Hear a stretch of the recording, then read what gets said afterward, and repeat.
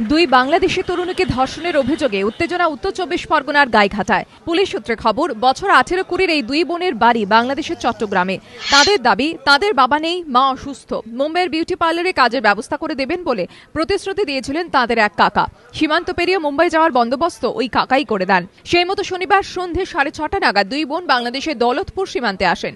এপারে আসার জন্য একটি নৌকোয় উঠিয়ে দিয়ে চলে যায় দালালরা। এপারে এসে কার সঙ্গে দেখা করতে হবে তা নিয়ে অবশ্য তারা বিশেষ কিছু জানতেন না বলে দাবি দুজনের। তরুণীরা জানান, নৌকায় মাঝির সঙ্গে তার এক সঙ্গীও ছিল। ইছামতির পারে খেদাপাড়া সীমান্তে নেমে ওই দুজন তাদের সঙ্গে কিছু দূর এগোয়।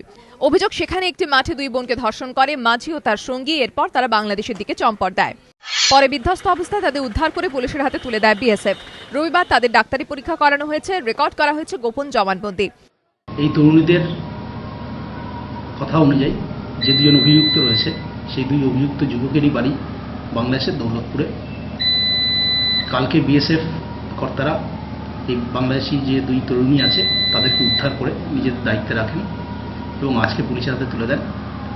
পুলিশ যারা তরুণী রয়েছে তাদের বয়ান অনুযায়ী কেস স্টার্ট করেছে, আমাদের তদন্ত এগোচ্ছে।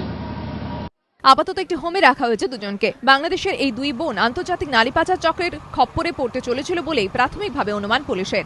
সমীরণ পালের রিপোর্ট, এবিপি আনন্দ, উত্তর 24 পরগনা।